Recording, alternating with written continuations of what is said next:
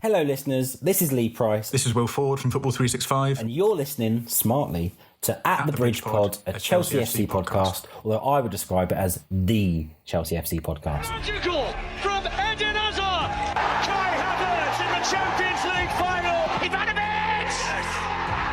In the middle, it's just behind him. But it's tapped in by Hakim Ziyech. Matic with the ball driver. Matic takes the net off. It's time for another episode of At the Bridge Pod, your number one Chelsea FC podcast. Coming up on this episode, we are not sure which was more boring, this January transfer window or that FA Cup game. Oh, welcome back everyone to another episode of At the Bridge Pod. I'm joined in the virtual room filled with lions. I got Ollie, I got Berthan, I got Chris. It's a full house on the bingo card, and I need their highlights from the weekend because it wasn't a quiet weekend. No one's having a quiet one. To be fair, normally I've got something quite exciting of a weekend and quite exciting highlight, but this week it weren't really that busy. I did captain my Sunday League side for the first time in a while, but we did lose on penalties, which Chris, I'm pretty sure you watched as well. Which is I did. Yeah, I mean, I don't want to say we got robbed, but we got robbed. Disgrace. Disgrace was used. Well, the keeper was off his arm by about 10 feet, but no, it happens. But yeah, it was pretty good to play football again. It's been a while since I played football, so yeah, that's my highlight. Chris, what's yours? It was my daughter's birthday party yesterday. It's a great highlight. It's a great highlight. No, that was really good. We did a football party, so she just took 19 of her friends, and we did like a little mini tournament. And then we had a 19. Yeah. Wow. Off the go. Wow. Nice. 19 friends. Ollie? Yeah, quite one. And that's the bingo card. I am the only person in the world who can get sick while not going outside at the weekend. I just I got sick over the weekend. That's what I did. So I didn't go out because I'm not going to infect the world. But you know, yeah, my life's not very interesting right now. Ollie, what have you got? Just talk to us about the sickness. Give us something jazzy. Give us a weird and wonderful virus or something like that. What you got? Don't say a cold. Don't say a cold. I don't know. I got you got Ollyitis. Yeah. I didn't want to say an actual disease. I don't want to make fun of people who have one. No. Yeah. For me, I've got to head over to America, but hold the bell. I'm heading to Aspen, Colorado for the X Games because it was a weekend for me. I mean, we had China's Eileen Gu extending the 3-year ski half pipe win streak, returning after injury from last year. Red Gerard won his first X Games gold. Chloe Kim dominated the super pipe again. Britain's own Mia Brooks, she bagged a gold in the women's snowboard slopestyle. And my personal highlight, because 505 dropped me the footage before I got to see it, which I'm still not moaning about at all because this was bloody good, was when Hashigawa landed a backside 1980 in big air. Oh, it's so good. Just see it. Even if you're not in snowboard, it's just incredible how he does it. I don't know how. I didn't pin you for an extreme sports guy, Mikey. Really? Yeah. I bloody love that stuff. I think, if he was to paint someone who likes extreme sport, I'd paint Mikey, to be honest with you. I think he does. It's the long hair. It's like, yeah, it's definitely him. I'll be honest with you. I didn't understand half of what you just said, Mikey. No, I didn't. So it sounded cool. There's a slight generational gap, I think, here. Basically, Chris, 1980 is just a lot of spins. A lot of spins. A lot of degrees. Sounds good. Sounds good. Right. News. Before we hit the game review, there's some sort of quick fire piece of news that you may not want to talk about. We've got Chelsea rejected a proposal from Fulham for Broja, and a counter offer is expected. Victor Osimhen chose his club, and that club's apparently Chelsea. Can't wait to see the tweet that he's signing for the Injury Cup winner. Osimhen's saga is going to be clearly the saga of 2024, isn't it? One thing I was curious though was the rumours that we might make a move for Callum Wilson this month. Now, first of all, he is incredibly injury prone, which does make him a perfect signing. Yep. But what do you think? Wilson now or Osimhen later? Osimhen later. Yeah, I can't. It just has to be. I can't see anything else. I mean, the only thing that would make it make any more sense is that we are looking to ship Broja out. and get in like a cheaper alternative who, can still be effective. But I don't know. I feel like you'd almost be better off trying to just give that time to Broja anyway, or someone else. Callum Wilson's 32 next month, and then you start adding in the contracts and he's injury prone and his age. And I just think I don't his last get big it. career move, wouldn't it? I don't get it. I don't see the point. What do you think, Chris? I mean, if it was the straight choice that you offered, it's Osimhen later. Yeah, but yeah, I don't know. It's a weird one. He is a good player though, Callum Wilson. And yeah, he's not bad. He's just not what we need. No, I mean, he would be better than Broja though. I mean, that's not hard. Yeah, but Chris, I think you would be better at Broja at this point, to be honest with you. Yeah, well, definitely would. I would be better than Broja, and I don't go outside. But yeah, it's just it sort of goes against the whole buying policy.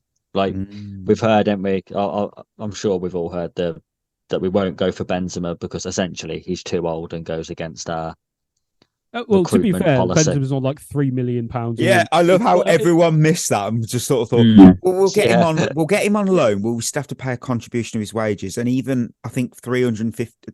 Was it something like 300 grand? Is like 5%. No way are we going to be allowed to do that. We all knew Benzema was going to be a pipe dream. If you had any serious if you had any serious recognition, and I said that when we were first linked with him, I said, listen, let me dream, because it was never ever going to happen. You're better off making a swap deal for like Broja for Erling Haaland. There's more chance that happens than Benzema coming. That's just, it's fact. One thing that is a fact is we have two games, two big bloody one was much better than the other game. And that's this game we're going to talk about, because this game was so much better. And it was when Chelsea took on Brighton in the WSL. So here is the match report. In a strategic move, Emma Hayes orchestrated 3 alterations to the Chelsea lineup following their recent win over Real Madrid in the Champions League. The defensive duo of Eve Perisset and Natalie Bjorn were introduced. They replaced Ashley Lawrence and Kadisha Buchanan. Lauren James made a return to the starting 11, with newcomer Mayra Ramirez awaiting her chance from the bench. Against Brighton, at the Broadfield Stadium, Chelsea surged forward early with Gura Wrighton's strike rattling the crossbar. It was setting the tone for what was going to be quite an attacking game from Chelsea. Despite dominating possession and fashioning numerous opportunities, we struggled to convert until just after half-time. It was then that Lauren James swiftly capitalised, notching a brace in the early minutes of that second half, followed by a clinical finish from Fran Kirby. So with a commanding 3-goal lead established, Chelsea managed the game's tempo well, ensured a comfortable victory, preserved the clean sheet, and Mayra Ramirez made her debut as well and showed promising signs of what we can expect from her going forward. The result overall fortifies our standing at the summit of the WSL. Next up for the Blues is a trip to France to take on Paris FC as we conclude our Champions League group stage. That is on Tuesday at 7:45 UK time. Right, we got Brighton 0, Chelsea 3. There was a lot to discuss in this one, Chris. I always go to you. I mean, in general, what were your thoughts on that 90 minutes? First half struggle. Just lacking a clinical edge again. But I don't know what Emma Hayes said to him at half time, but within like 6 minutes, I was 2-0 up. So it's whatever she said worked. I think the biggest thing that came out of this game was obviously all the spotlight's going to be on Lauren James again, and rightly so, because yeah, 2 really good finishes as well. The first one especially so difficult, like the technique there is unreal. But Ramirez's debut I thought was incredible. Yeah, she had a really, really good game. I saw a lot of people talking about her. Yeah, it was like, when a player just comes in and they just perform straight away. There is not one adjustment at all needed, and they just instantly are good. Yeah, that's what it. She looked like she'd played for us for years. Like the way she linked up with people, 1 and 2 touches, really good with her back to goal, moves really well. I think she looks pretty special. I think in this team that create a lot of chances, I think she's going to get a lot of goals. Yeah, I was so hyped for the Ramirez debut. I was not let down. I mean, that woman, she's got pace. She holds a presence on the pitch. And I believe she's now our tallest outfield player at 5'10". So you confident as well, weren't she? Yeah, and why wouldn't she be though? She's the most expensive female football player of all time. I mean, if she hits the contract, the add-ons. So I kind of feel that based off one game, I feel that there's a good chance. I mean, for certain. I mean, you said about Lauren James. I mean, that was a delicious no-look goal. I don't even care if she didn't mean it. I mean, it's a beauty, and like she's just got finesse, doesn't she? She really does. Yeah, I mean, Laura, I sound like someone farted. It did, didn't it? What was that? I don't know what that was. I have no idea what that was. Oh no, who was it? Who was it? No one's claiming that one. No. Back to the game. Lauren James, I mean, absolutely out of this world when it comes to striking a ball. And I mean, we're told that there was training sessions with obviously Reece and her dad, and they really paid off. I mean, her precision and power are just incredible. I'm so grateful that we signed her from United. I mean, there's still room for her to grow, especially in the decision making. I mean, we talked about it in a previous game. She needs to sort of realise when to pass to a teammate in a better position to score.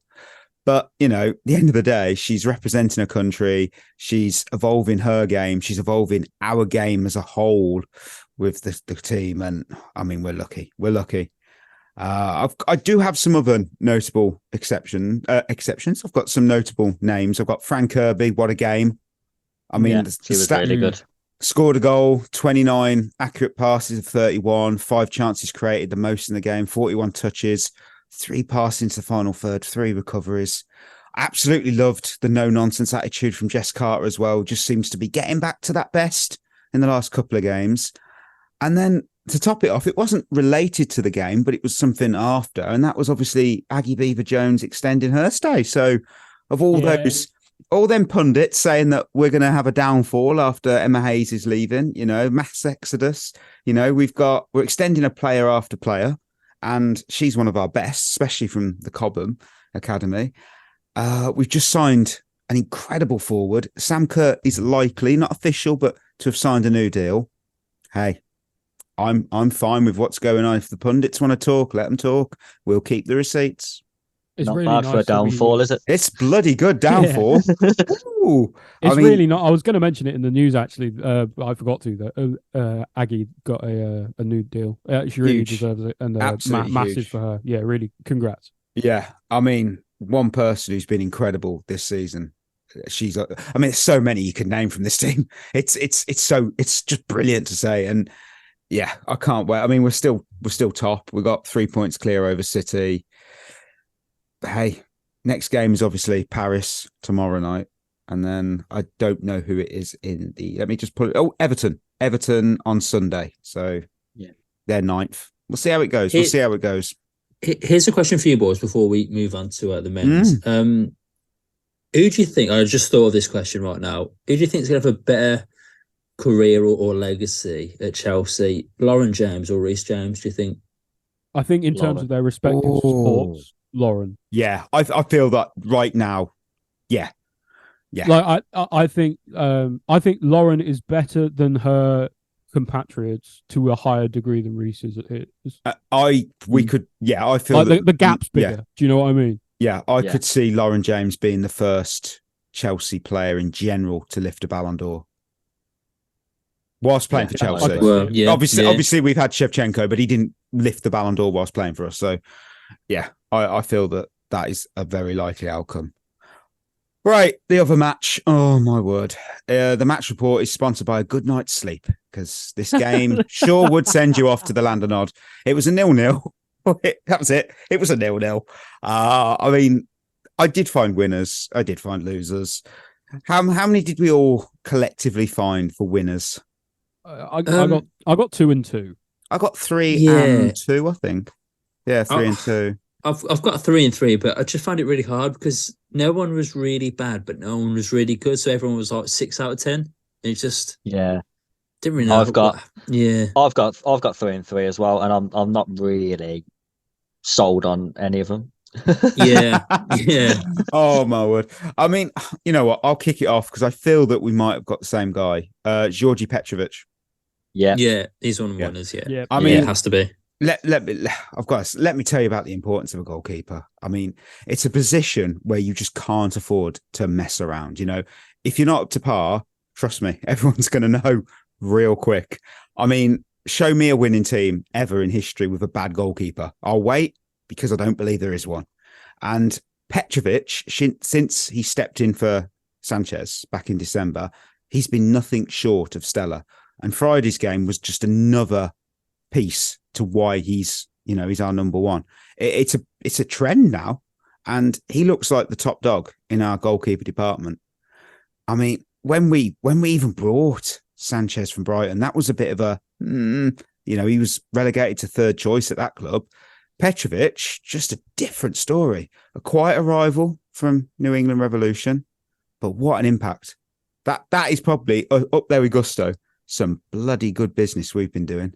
Yeah, he's a very good signing, isn't he? And the MLS seem to make good keepers. Of course, you're remembering we've got Gaga Slanina as well, and he's he's performing out in Belgium at the moment, isn't he? And apparently he's doing pretty well. He did all right yesterday, yeah. Yeah, did all right recently. Petrovic was one of my winners as well. That one save specifically, I can't remember. Like, think back to about a year ago, Kepa would have let that in. Yeah, he would have saved it, and it would have gone in. Yeah, like it somehow would have gone in. It just would have done. So at the very least, from that perspective, we've upgraded. So I'm happy with Petro at the moment. Yeah, I mean, any other words on Petro before we? I just think what's impressive about him is that he's just. I think when you look at Kepa, and Ollie just sort of brought it up. Petrovic is very, very strong. He's got a strong base. His hands, you feel that he's massive as well. Yeah, you just feel like when the ball hits his hands, it's going to stick to his hands. And his handling is fantastic. He commands the area. He's getting better with his feet as well. Like, I trust him on the ball. I'm not going to say he's the best keeper for distribution. I'm not saying that at all, but he's getting better. He's been real solid, and I don't think it'd be fair if he put Sanchez in ahead of him now, because for me, Petrovic should be our number one going forward. 100%. Who didn't have Petrovic on their winners list? No one. No, exactly. No. So I'll move to you, Chris. Well, who's your second winner? Gilchrist. That's fair. Fair shout. But yeah, really solid, and I think the biggest thing for him was we got noticeably worse when he went off. So I think that shows how much of a good game he was having. And he's playing out of position as well at right back, but I thought he did really well. And he's another one. He's doing a bit like what Lewis Hall did last season. Like, he's coming in and looking like he belongs. It doesn't look out of place in the first team. I just hope that he doesn't go down the same path as Hall did, and we just sort of ship him off without thinking about it. Yeah, that's bloody fair. Berth, who's a winner? I've gone for Caicedo. I thought he was actually he's on mine. I thought about choosing him. Yeah, he's on mine as well. I just think he was very, very good against Villa. It was almost a very underrated performance from him. I thought he broke up the play really well. I thought he read the game superbly, won every tackle, won every header. His passing. Has he had a bad performance recently? No, he hasn't. To be fair, he's looking better and better. He's given you 7 out of 10 for the past 5 or 6 games now, I'd say. Yeah, past month or so at least, right? Yeah. And for like 110 million, 112 million, that's obviously what you want. And in his position, you're never going to get a player that is going to stand out. And the fact that it's so weird, he isn't standing out means he's doing his job very, very well. So, for me, he has to be a winner. I mean, for me, he's a winner because he was just top class in the midfield. Stats drop time. He now has registered 100 plus successful ball recoveries, 129. He's won 128 dual battles for Chelsea this season in all competitions. And he's also registered 50 plus successful tackles and interceptions. I mean, the media unfairly bashes him because, he's not a flashy player. He's almost like an unsung hero doing the dirty work that often just goes unnoticed. He's been solid this season. Few off games, you got to be honest. But I mean, the fee still makes my eyes water. But hey, right now he's doing a bloody good job at what he's being tasked with doing. So yeah, agreed. Yeah, that's fair. Ollie, who's a winner? My second and final winner is Benoit Badiashile. I thought, I'm a sucker for Big Ben for sure, but I actually thought he was really impressive considering he was playing out of position. And from what I could tell, for more or less the first time in his senior professional career, against Premier League opposition, and had a really good performance, I thought. Didn't really give Villa any proper chances down that side. Had 95% accurate pass accuracy from left back, which is kind of nuts. 2 out of 3 long balls, 5 clearances, 3 recoveries. Just 10 passes into the final third as well. Just actually a really, really solid performance. Again, under the radar performance a little bit, but I don't know. Like I wouldn't have. When I saw the 11 initially, I was expecting him to struggle out there because I thought he would struggle with kind of the pace or the trickery because he's not played out there. But no, he had absolutely no issues whatsoever. Yeah, that's fair. That's fair. Chris, who's a winner? I think this is being a bit kind, to be honest, but I've put Madueke. My man. What did he? He played well, to be fair. He did play well, to be fair. I thought he sent that one shot into orbit, though. Yeah, I thought he looked quite lively, though. Of our attackers on the day, I thought if we was going to score, it was most likely to come through him. And let's face it, in a pretty dead game, I was sort of clutching, but I do think he sort of stood out in the attacking sense as the better player on the day. Yeah, that's fair. My final winner was Pochettino because I felt that you can sort of finally see his vision come into life. It's high pressing, it's quick passes. That's his game plan. And maybe the squad wasn't quite ready or fit enough for the style before, but now I feel that we're starting to look like what he wants in that machine. Things are clicking. That's a good sign. But yeah, we had our chances, got into some promising positions. But look, you know what they say. It's all about what you do when you get there. And we just need to sharpen up in front of goal. It's as simple as that. We say the same thing nearly every game that we don't score. Yeah. Yeah. Any other winners left? I've got one more. I always have him as a winner, but Thiago Silva. I just thought he was he was solid as his usual self. Thought he commanded that back line really well. It was a rash tackle on John McGinn at one point, but I thought other than that, he was flawless once again. And him and Disasi, I could put Disasi in there to be fair, but I just thought Thiago Silva with his class and passing, I just thought, why not put him in there again? That's fair. That's fair. So that means we're moving to losers.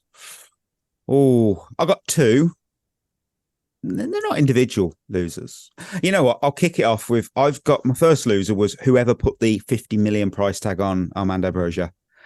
I mean, there ain't no way someone is going to pay Chelsea that much money for him. There is no chance. It was I'm sorry, but it was another game where he looked lost. His first touch was awful. And I feel sorry for him because his confidence is completely through the floor. It's deserted him.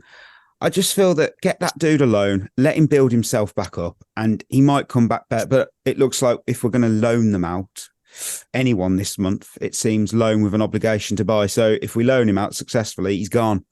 It's like, but he just... Why is it that to me, Broja feels like one of those players? He's going to go. He's going to leave us in the season or two, I think, and then in like 10 years, he'll have a season where he scores like 25 goals, and then everyone will say, "Oh, we shouldn't have sold him." I feel that we're going based that's on how it feels to me. He scored 6 goals for that Southampton side on loan, and I think everyone just remembers that, and it was only in one little purple patch. I said that at the time. Yeah, I've never rated him. Neither have I. I mean, he did all right for Vitesse. He got 10 in 30, but that's still... It's not exactly prolific, though, is it? It's not what you expect. Let's be blunt. So it's poor, isn't it? To be fair, it's good for Chelsea striker. 13 minutes is terrible. That's fair. Right, who's one of your losers? I You kind of said my first one. My first one's going to be Broja, but I'll go to my second one. And I just thought I'll give it to him. He's been class all season, but Cole Palmer. He's on mine too. Wow. Yeah, just a few chances. Just again, let it slip. Yeah, finishing in general was a bit lacking, I thought. I mean, I still think it's a bit harsh to put him on there because he didn't play badly at all, but he just had two main opportunities. The one with the volley where he just completely mishit it and got nowhere near it was the main one. He could have took a touch. But yeah, I just think because of those vital moments in the game, I had to put him as a loser just because he could have won us the game and he didn't. So yeah, it's going to have to be Cole Palmer. Oh. Yep. What about you, Ollie? It's Mykhailo Mudryk for me. I thought he was really, really poor in terms of his cameo. Touched the ball 5 times in 13 minutes. Like I said with Broja, that's poor. And it's poor for him as well. Part of me gets really confused with Mudryk because sometimes I can't work out if it's him that's the problem or the way that he's being utilized. But for whatever reason, he is not doing the things as a lightning fast winger that you should be doing. Whether that's tactical, whether that's him, I don't know what it is, but it needs sorting out because we've signed him a year ago, more or less, and we knew he was raw then. He's still raw now, but he's actually had a fair bit of experience between now and then. Not loads, and he needs more still, evidently. But we need, show us something. We need something to believe in a little bit. And I think at the moment his confidence has deserted him a bit like with Broja. And as a result, we're just not seeing the version of him we should be seeing. The thing with Mudryk. Sorry, Mark, just to chime in on Mudryk for a second. The most concerning thing for me about Mudryk is he's been at the club now over a year or nearly a year, nearly bang on. And he hasn't had a good game. You think of his best games, you'd say Fulham away. He got took off at half time, so he only played well for one half. Crystal Palace at home, he got took off at half time, so he only had another good half. Newcastle in the cup. It wasn't a good game though, was it? Just a moment. And I think that's the thing with Mudryk, even because I could argue even in the Crystal Palace game and in the Fulham game, I don't think he had a great game, to be honest. I just thought he had moments that about the Arsenal game. I think if you take the goals away from Mudryk in those games, I don't think anyone talks about him. Arsenal again, he was okay. I know one of the goals was most likely a fluke, but he did win a penalty as well. Like in terms of a put together performance. Yeah. But I mean, I don't think you could look at any game he's played for us in a year and say, he had a really good game that day. No, I also think he's not getting played enough to do that either. He plays 3 games in a row, then gets taken out the team, gets played 2 games in a row, then he gets like a little knock, or then he's only playing like 15, 20-minute cameos, 30-minute cameos. And I'm not saying that's good enough because it isn't. He's not showing it, and that was why he was a loser for me. But at the same time, how is any player going to build consistency if they don't consistently play? True. You're going to love Charisma's questions because we've got a Mudryk question. There's a tease. Chris, who's one of your losers? Or share them all, whatever you wish. So I might as well do both because one's only quick. Ben Chilwell. Thought it was a poor cameo. Last one. He was my last one. A poor cameo when he came on. I don't know why. People have got to remember he's still coming back from an injury and he's not going to be great all the time when he's on the way back. And I thought it was a difficult game to get up to the speed. I thought it was a pointless substitution, to be honest. So yeah, him. And then I've just got the FA Cup in general. I think the FA Cup now is one of the most boring competitions in the world. Wow. Because there is... Maidstone just beat a championship team. Exactly. Wow, that was Newport Man U yesterday was fantastic as well. I think that's a Monday hot take, I think. But Man United won. But Man United won, yeah. They did. So did Maidstone. When was the last time you had a genuine shock? And don't talk to me about Maidstone beating Ipswich because Ipswich are a championship team having a good season. They finished like 14th last year, so they're going to be a Premier League team next season. Yeah, but they're still orders of magnitude better than a non-league side. Yeah, but I don't think the scheduling helps with having so many games now over different days. No, and you're right. They Friday, would have been Saturday, Sunday, Monday. The Ipswich are more focused on getting promoted. So I just They don't need to think start you replays get. off. That's what I need to do. I don't think you get FA Cup upsets anymore. I think whenever you look at the draw now, and it's a Chelsea, Man City, Man United, Arsenal. If they get drawn against a team who's in League One or League Two, they'll win. Where even if it's away from home, they'll still win because the gap now in football between those teams and Premier League is way too big. That it's just not going to matter. Like a couple of years ago when Tottenham went away to someone and everyone was like, oh, that'll be a really tough game. And Tottenham put out their B team and won 5-0. And it was like, well, this is just pointless. Do you remember when... No, do you know what the problem is? The problem is with the FA Cup is you don't get enough money for winning it. Like you get like 200 grand or something ridiculous. That's the League Cup. No, but there's one that the FA Cup's similar. It's not a lot of money for winning it. And when in any league position, when you're going to win orders of magnitude more than that, in the Premier League for literally being relegated, coming dead bottom. Like, how does that incentivize people to actually want to go on and win the competition? It doesn't. You say about cup upsets. Do you remember 2015? What, Bradford? Yeah, 4-2. I remember that but very well. Look how far back you have to go to find that. And before that, you can say what Wigan when they won Wigan in the final. Yeah. But Wigan were a Prem team, weren't they? When they beat Man City in the final. Yeah, but nobody expected them to win it. It was a genuine shock. It's still Prem versus Prem, though, isn't it? So you know. Yeah. Right. Didn't they get relegated that season, though? Yes, they did. They were effectively a championship side. Right. Who's got some losers left? I've got one left. You know what? Go for it. It's a bit about the FA Cup is what you guys were talking about. The second leg. Because agreed.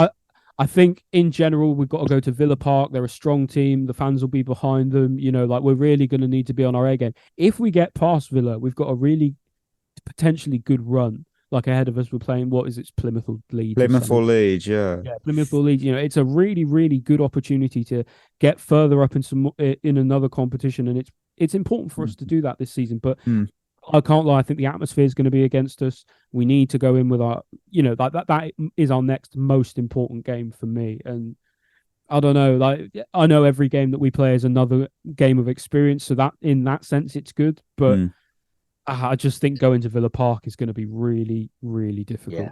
Their home record this season is really good as well. Yeah, I do agree with you, Ollie. I do agree with you, Ollie, about the second leg. But not for those reasons. I just think they should be scrapped entirely because just straight depends. Because there's so many games in the season that, like, I mean, who wants a second leg really? I agree. But you know what they'll do? All they'll do is find another random, pointless, boring competition to shove in there in the gap. Like they'll just do something else. Like because if it was really about players playing less, they wouldn't keep making all these new competitions, would they?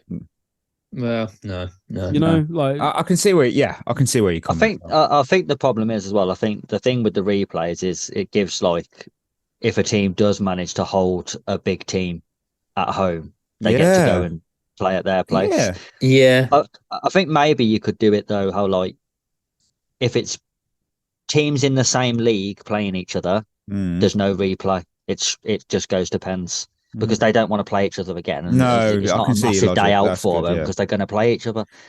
So, like, our game would have gone straight to pens. Yeah, I think that would have been better. Yeah. Right. My final loser was just Chelsea's desperate need for a striker. I mean, yeah, we did put 6 past Borough, but let's be real. That was kind of like hustling a beginner at the pool table. You know, when you've got the cash to splash like we know we have, we needed that striker. And do you know what Middlesbrough was like? Middlesbrough is like if you are a very average darts player, and once every 200 games you get a 180. Yeah, that's what it's like. Wow! Wow! I love it. At one point, everything just lined up perfectly, and you just went bang, bang, bang, and just did it. You know. I mean, apart from that game, we haven't Spurs as well. We haven't lit up that scoreboard because of a lack of a forward, and we did have some chances in the Villa game, sure, but we weren't clinical. You know, you'd think with all that talent that we've spent, you'd be burying them left, right, centre. And yeah, Nkunku's absence has been a huge blow to us, that's no doubt. But if you're pinning all your hopes on that one player, you're kind of asking for trouble. And I'm not sure if it's going to be Osimhen or someone else, but if we repeat the same sentence week in, week out, which we will, and it's Chelsea need an experienced striker who is a proven goal scorer. That's what we To need. be fair though, and I do agree. I do think Poch has made our attacking players a lot better this season. If you look at our goal scoring stats compared to last year, they actually aren't too bad, and they are a lot better. So I do think you look at Palmer. I think how many goals has Palmer got in the league now? Is it 9, 10 maybe? Along those lines, yeah. Yeah, Jackson's got 7, Sterling's got 6. It's better than it was. It's something like in last season we scored 51 goals across all games, or 50 goals, and then we've already scored more than that this season. Yeah, exactly. So there is positive direction, but I do agree that we do need an absolute poacher, an absolute finisher, number 9. I do agree with that, but we are getting better going forward. I do think Pochettino has improved our forwards. Yeah, I can see your point. I mean, we'll have to wait and see if we do actually. I still stand by it. I don't believe any of the top 4, the classic. So Chelsea, United, Liverpool, and Arsenal will make any business in the final days of the window. I'm still convinced by it. I'm not changing. It doesn't look like it, does it? Very quiet window, especially with I think it's the FFP stuff. I think it's got some clubs spooked. Yeah. I refuse to rant about that anymore. Right, who's got an emoji? Who's got an emoji for us? It's the second shrug in a row for me, for completely different reasons. My shrug last time was because I was making a joke about going to Wembley. This time, it's a genuine shrug because, man, that was a boring game. It was just dreadful. I've got the skull emoji because it bored me that much that all the skin fell off my face. Oh dear. That's great. I've gone sleeping emoji because it was just boring. There was nothing. Yeah, I was going to go. There's a trend here. There's a trend here, isn't there? Yeah, there's a big trend. I mean, Chris, are you going to surprise us and go with a happy face, or No, I'm going with the same as you, Mikey. I really struggled to stay awake, to be honest. Yeah, Chris is the happiest guy I know. Yeah. Wow. Oh my word. On that, we will go to our Lion of the Week. Lions from the weekend were Madueke, Colwill, and Chukwuemeka. So naturally, Ollie just wins that because one of those played. Yeah. Fair. That's how it works here. It didn't feel like a good win though. Like he came on as a sub. He barely really played at all. But it's nice to see him back on the pitch after his long injury. Yeah. So line of the midweek, we're heading on the road to Anfield because I've heard there's a bit of major news over there. I don't know what it is, but something's happened. Don't get me started. I don't know what. No, go on, Burf. Go off. It's going to annoy me. And I saw it the other day. I knew it was coming. I watched the Liverpool game. Obviously, it was at Anfield. They started belting out "You'll Never Walk Alone." And you just saw Klopp there pretending to cry. Like, oh no, there's a camera in front of me. Let's pretend to cry. The same thing's going to happen again on Wednesday. He's going to fake cry. He's going to milk it so much. Everyone's going to be like, "Oh, we love you so much, Jurgen. We love you so much, Jurgen. Yeah, fantastic manager, but he's a dickhead." He's an absolute Frank Lampard is right, Frank Lampard is right. I cannot stand Jurgen Klopp. Wow. I cannot stand him. And I just think, you know what? It's going to make me awkward. cringe on Wednesday. I like Klopp, but awkward. Great manager, fantastic manager. If he wants to come to Stamford Bridge, that's fine. Wow. But I just feel that, he annoys me. As a person, you don't like it. Wow. It annoys me, because I know exactly what's going to happen Wednesday. Anyway, got off topic here. Who's your Lion, though? It annoys me, Weird when the other Chris says it. Right, who's your Lion, Berth? I'm gonna go with Sterling. I think he's gonna play a high line. He's going back to Anfield. He needs to prove himself against Liverpool again, I think. And I think with that high line, he's going to get in behind time and time again. So he's going to have a chance at some point. It's just whether he can put it away. But I'll go with him. Okay, Ollie. I'm going to go with Caicedo. I think maybe he might have a chip on his shoulder and a point to prove after Klopp's comments about him earlier in the season. So I don't know. If anyone's motivated to have a good game, it'd be him. Chris. Sorry, can I just say, Ollie, what did you just say about young Klopp? Did he make a silly comment about someone? That's unlike him. Wow. He said something like about thank God we didn't spend loads of money on Endo or whatever. It was referencing the whole situation. What about you? Dickhead. Anyway, what about you, Chris? I will go with. Yeah, I'll go with Gallagher. I Okay. think energy is going to be important. You have to match Liverpool's energy, especially at Anfield, and he's our most Yeah, it's a good productive player shout. at that. You got to stop McAllister and Soboslai. So yeah, you're not wrong. Oh, I've got Benoit Badiashile. I feel like you get him quite a lot on that wheel. So It's the only name on there. Yeah, Yeah. The only name I'd put on there. the Benoit Badiashile wheel. Oh, the Benoit Badia wheel. Amazing. Oh wow, The Badia wheel. Come on. There we go. Amazing. Right, Amazing. we're going to move to that question segment, the Christmas questions, and it's because Carter asked, "Is Mudryk's situation akin to Salah when he was at Chelsea? I see nothing in his game except occasional bursts of speed, but when polished, he might become world class. However, can we afford to give him time here to catch 22?" He's on a really long deal, so I mean, yes, he's got the time whether whether the club like it or not. So I think it's a funny thing because for me, what Mudryk doesn't have can be coached, and so I think he is a diamond that's worth polishing for me. Berth. I think the thing is with Salah is that it's not that he didn't have the talent at the time. He just rarely played. He just didn't get a chance to play, whereas Mudryk is getting the chances to play. He's just not proven himself. And I think he's going to have another couple of seasons, definitely, at Stamford Bridge. But you've got to ask yourself, does Pochettino trust him? And I think at the moment he doesn't. And I think that's alarming. And I think that's the biggest worry for Mudryk. And he's going to start running out of time to gain Pochettino's trust back. So he's going to have to start performing very, very soon. Chris.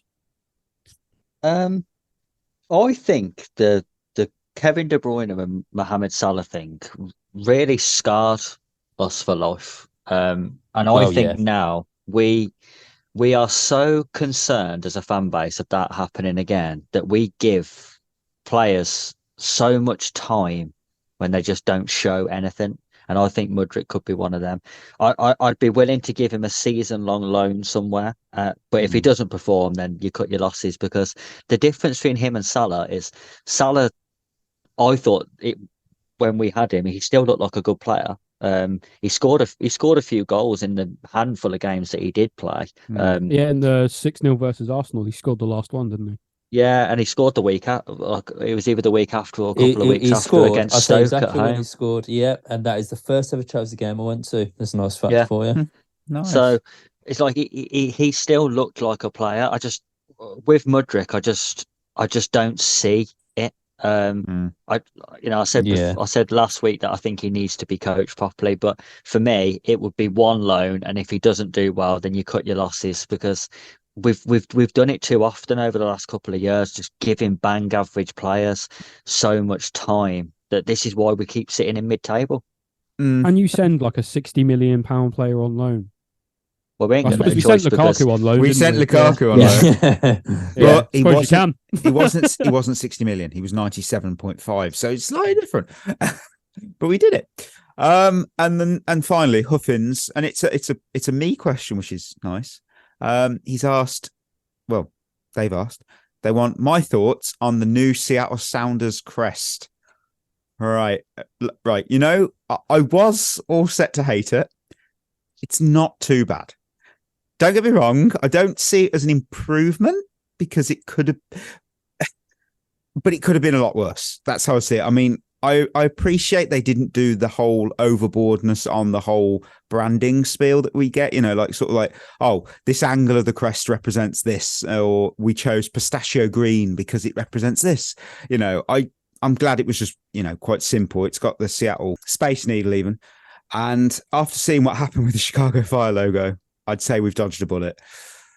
Do you remember the Leeds logo? Oh, that was so bad. Yeah. Oh my God. That was so funny.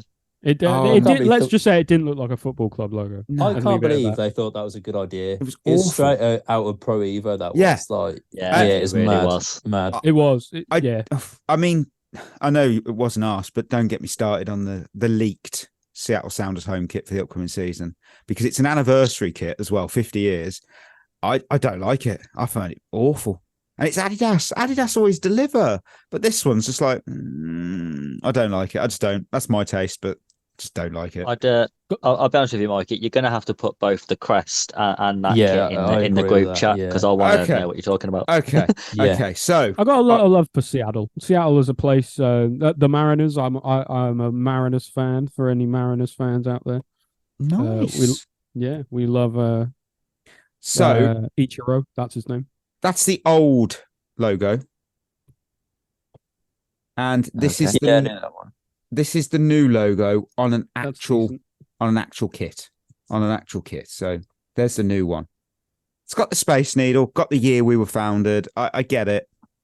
I actually that's not too bad. It looks a bit like a drum cymbal or perhaps a flying saucer. But other than that, I like it. There's been worse rebrands as we've touched on. So it's one of them. I'm like, it's not that bad. I think that's the thing. You just got to pray it's not bad, and if it's not bad, you're golden. Yeah, exactly. Because eventually you'll love it. Yeah, exactly. Yeah, you're right. So we'll end the Monday show with a game of Archie Thompson's Top Trumps, and this week the category is the Premier League Eternal Table. So I'm going to give you a team, and you got to tell me if they've accumulated more or less points in the Premier League since the creation in 1992 than the previous team. This is a great one. This is fantastic this week. So nice. Wasn't alive for the first 6 years of the Prem. So we start with West Ham, who have 1,333 points in the Premier League total. So you know what? We'll go Chris, Ollie, Berth. We'll do that. So Chris, Blackburn Rovers, more or less than 1,333.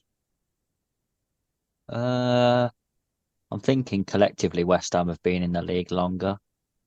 So I'm going to say less. You're spot on. It's 970 points. Oh, not far off, though.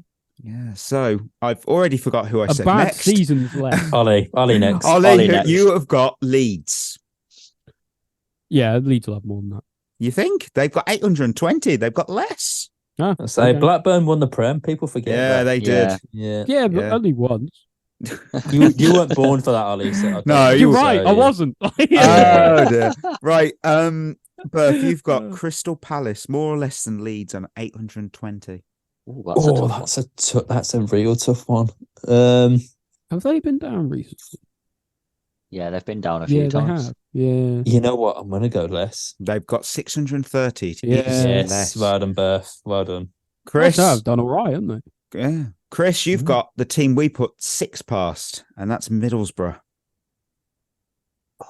More or less than 630. They had some team back in the day, Middlesbrough. They was in the league for a long time until they got relegated, and then they just have never come back. But they were very they were like a decent mid-table. I'm going to say more. 661. It is more indeed. Oh, only just. That was close. You've got good ear for this stuff, Chris. Yeah, well, they did. To be fair, I was just looking quickly back at their team. They had Macaroni, loved him. What a player. Mendieta, Ray Parler, Yeah. Jimmy Floyd, Hasselbank, Stuart Downing, Gareth Southgate, George Boateng. They had Yakubo at once as well. Well, didn't they? Yeah. Viduka as well. Bolo Zenden. Who else? Joseph to see a job. Yes. Could forget him. Michael Reisiger. They had a former Barcelona. You don't remember the Barcelona player? He went from Barca to Borough. Yeah, it was, one of them. Right. Ollie, you've got Stoke. Oh, that's a tough one. Again, they were a decent mid to lower mid-table outfit. Roy Delac quite a caused long problems time. back in the day. They would, I don't know, they'd come like 15th, 16th, all the way up to like 10th back in the day, wouldn't they? I think there was one season they came like 8th. They did really well. I'm going to say more. More than 661. It is 457. I guess not. I guess they weren't in the Prem for that many seasons. Next up, you've got Sunderland. Ooh, Sunderland. How much was it? 451, did you say? 457. Oh, I'm going to go more. It is 618. Yeah, I thought there would be. Chris, Noel Quinn and Kevin Phillips back in the day. What a combination. Yeah. Chris, you've got Wolves. Ooh, that's a hard one because they've only got. That's a hard one.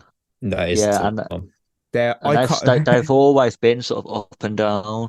Wolves with their when didn't they get like promoted for the first time in like 2015 or something? Like 2003, mate. But I remember the Doritos. I mean since then. No. It was up in 09, 010 maybe. Okay, yeah. So they've been about. I'm gonna say what was the number? Sorry, 600 and what? 618 to beat.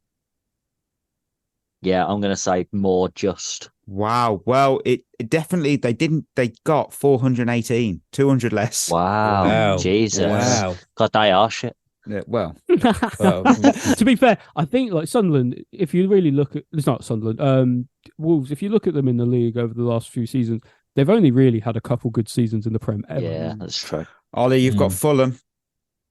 That's a tough one. I think it's going to be not way more, but I think it'll be about the 600 range. I think it's going to be more. It's 716. It is indeed. Yeah. Wow, fair play, Fulham. Well, they were up and down all the time, and they were like, they were in the league for a long time. Yeah. Before they started. You've got Burnley. I've got Burnley. Oh, I think that's a less than 700. It's gotta be less. I think less. 330. Wow. I love that from Burnley. And just for fun, I did put in Chelsea.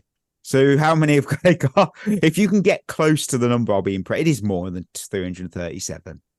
But... I'm going to say, do we have 1,200 points? Okay. Berth, what do you think? I don't know, 1,492. Okay. Chris? Very specific. Yeah.